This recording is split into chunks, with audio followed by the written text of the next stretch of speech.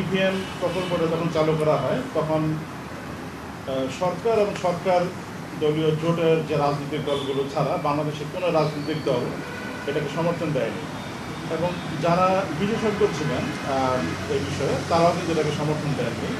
তারপরও এই প্রকল্পটা চালু হয় এবং আপনারা দেখেছেন এই প্রকল্প চালু হওয়ার পরে ৩,০০০ কোটি টাকার বেশি এই প্রকল্পে ব্যয় হয়েছে এবং আউটকামটা হচ্ছে ৬টা মাত্র সংসদীয় আসনে ইভিএমটা ব্যবহার করা হয়েছে এবং আপনারা এটাও দেখেছেন যে ইভিএমগুলো বেশিরভাগই অকার্যকর এবং আমরা আমাদের কমিশনের কাছে নির্বাচন কমিশন থেকে একটা ইভিএম আমরা চেয়েছিলাম পরীক্ষা করার জন্য। ইভিএম দিয়ে আমরা চালু করতে পারি ওইটা নষ্ট। তো এখানে দেখেন এটা আমরা তদন্ত করে বের করলাম যে এই প্রজেক্ট আসলে নির্বাচন কমিশনের ছিল না।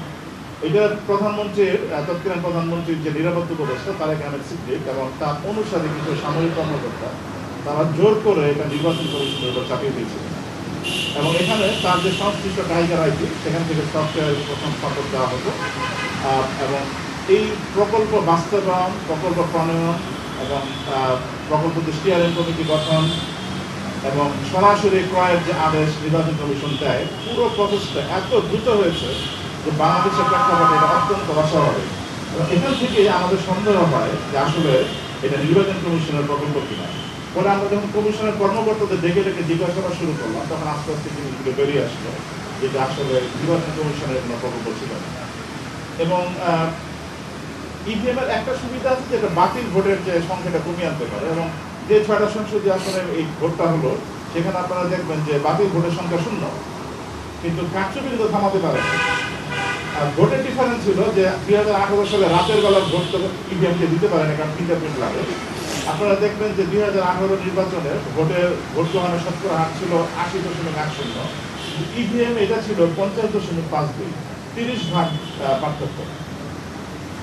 কিন্তু নির্বাচন হলো কিন্তু শুধুমাত্র ৬টা আসনে, বাকি আসনগুলিতে এটা হলো না। কিন্তু মূল উদ্দেশ্যটা ছিল এটা এই প্রকল্পটাকে চালু রাখা যাতে কিছু টাকা রাষ্ট্রের এখানে ব্যয় করা যায়। এবং আমরা যখন কমিশনের সচিবদের অবসরপ্রাপ্ত কয়েকদিন জিজ্ঞেস করলাম, কেউ কেউ বললেন যে বাংলাদেশ মেশিন টুলস ফ্যাক্টরিকে এটা নাকি লোকসান দিচ্ছে, এটাকে লাভবান করার জন্য এই প্রকল্পটা হাতে নিয়েছে। এবং আমরা যখন বিভিন্ন সবার কার্যবিবরণীগুলি দেখলাম ইভিএম এর দাম কত হতে পারে এটা নিয়ে তারা লিখেছেন ইভিএম বাজারে সহজলভ্য নয়, ইন্টারনেটে সার্চ দিয়ে তারা কিছু পান নাই। আপনারা যে কেউ আজকে গুগলে গিয়ে যদি সার্চ দেন ইভিএম ম্যানুফ্যাকচারিং এটাতে সার্চ দেন ১৭টা প্রতিষ্ঠান পাবে, তারা একটা প্রতিষ্ঠানে খুঁজে পায় নাই। তারা সেনাবাহিনীকে তারা দায়িত্ব দিয়েছে, দাম তারা ঠিক করে দিবে। প্রকল্প এটা কিন্তু ইভিএমটা ব্যবহার করে কিন্তু নির্বাচন কমিশন। এবং আপনারা দেখবেন ইন্ডিয়ার ইভিএমটা ব্যবহার করা হয় ওই সময় বাংলাদেশের মূল্যমান এটার দাম ছিল ২০,০০০ টাকা, আর আমাদের তো দাম পড়লো ২,৩০,০০০ টাকা এবং ৩১,০০০ এই মাসখানে দামটা পড়েছে, যেটা অত্যন্ত অস্বাভাবিক। এবং দাম অনুপাতে এটা কিন্তু কোনো সেবা এবং কোনো রকমের মান ছিল না। আমরা সবাই জানি এটা ত্রুটিপূর্ণ। এবং এই যে প্রকল্পটা যে চালু হয়েছে ইভিএম গুলো বানিয়ে কোথায় রাখবে, ইভিএম এর সফটওয়্যার সাপোর্ট কিভাবে দিবে, কোনো কিচ্ছু এর মধ্যে বলা ছিল।